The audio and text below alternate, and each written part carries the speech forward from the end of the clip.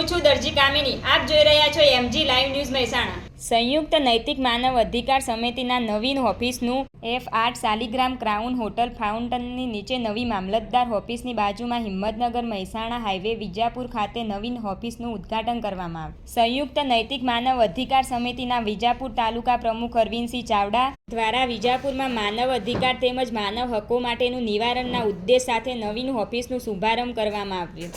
આ ઓફિસનું ઉદ્ઘાટન નિલેશભાઈ જોશી, રાષ્ટ્રીય અધ્યક્ષ સંયુક્ત નૈતિક માનવ અધિકાર સમિતિના હસ્તે કરવામાં આવ્યું. આ પ્રસંગે એશાબેન શાહ, રાષ્ટ્રીય મહિલા અધ્યક્ષ ડોક્ટર વિશાલભાઈ પટેલ, રાષ્ટ્રીય જનરલ સેક્રેટરી દીપકભાઈ પરમાર, રાષ્ટ્રીય ઉપાધ્યક્ષ ઉમેશભાઈ જોશી, રાષ્ટ્રીય કોષાધ્યક્ષ જિગીશાબેન પટેલ, સ્ટેટ કો ઓડિટર સુખદેવભાઈ જોશી, ઉત્તર ગુજરાત પ્રમુખ તેજસિંહ પરમાર, ઉત્તર ગુજરાત મહામંત્રી રાજુભાઈ પ્રજાપતિ, ઉત્તર ગુજરાત એજ્યુકેશન સેલ મહેસાણા જિલ્લા પ્રમુખ ગિરીશજી ઝાલા સહિત હોદ્દેદારો ઉપસ્થિત રહ્યા. આ કાર્યક્રમમાં મહેમાનોને ગુલાબનું ફૂલ, છડી તેમજ ખાદીના રૂમાલ આપી સન્માન કરવામાં આવ્યું. સાથે x army ma'am Giants Vijapur કર્તવ્ય ટ્રસ્ટ વિજાપુરના હોદ્દેદાર સહિત પત્રકારશ્રીઓનું સન્માન કરવામાં આવ્યું. આ ઓફિસ ઉદ્ઘાટન પ્રસંગે ખૂબ મોટી સંખ્યામાં લોકો ઉપસ્થિત રહ્યા તેમજ ટૂંક જ સમયમાં વિજાપુર માટે આ સમિતિ દ્વારા એક હેલ્પલાઇન નંબર જાહેર કરવામાં આવશે તેવું સંયુક્ત નૈતિક માનવ અધિકાર સમિતિના વિજાપુર તાલુકા પ્રમુખ અરવિંદસિંહે જણાવ્યું. રિપોર્ટર ચેતન પટેલ, મહેસાણા.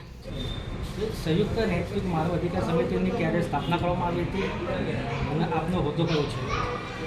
સંયુક્ત નૈતિક માનવ અધિકાર સમિતિની સ્થાપના 1 વર્ષ પૂર્ણ થયું છે. 23 ઓગસ્ટે 1 વર્ષ પૂર્ણ થઈ ગયું છે અને મારો હોદ્દો ગુજરાત કોઓર્ડિનેટર તરીકેનો છે.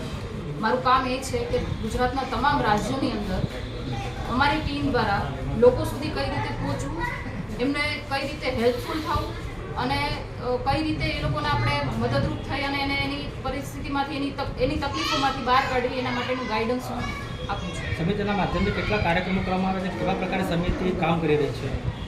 આમ તો અમારે 365 દિવસ કામ હોય છે, કારણ કે કન્ટિન્યુ ફોન ચાલુ હોય છે કે આજે આવું થયું છે બેન, તમારે અહીંયા આવવું પડશે, ભાઈને આવવું સમિતિ પડશે. દ્વારા કેવા હા, હું એ તમને કહું છું.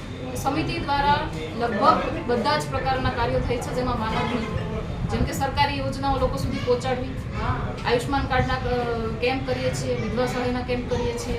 એ સિવાય પૂરગ્રસ્ત વિસ્તારની અંદર અમે જેટલું પણ અમારાથી બને એટલી મદદ પૂરી પાડીએ છીએ. ફૂડ પેકેટ્સ, પાણીની બોટલો, મેડિસિન્સ આવું બધું પૂરું પાડીએ છીએ.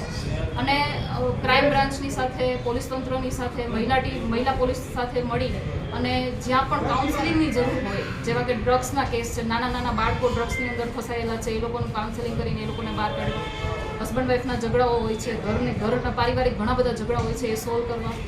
અને એના સિવાયના ઘણા બધા એવા કાર્યો છે, જેમ કે રેપ કેસ છે. રેપ કેસમાં મહિલાની પરિસ્થિતિ જ્યારે એનું કહેવાય ને શારીરિકની સાથે માનસિક બળાત્કાર પણ થઈ ગયો હોય છે, એવી પરિસ્થિતિમાં એને માનસિક તણાવમાંથી કઈ રીતે બહાર કાઢવી અને એક નવી જિંદગીની શરૂઆત કઈ રીતે કરવી, એના અમે ઘણા બધા કેસ સોલ્વ કરેલા છે.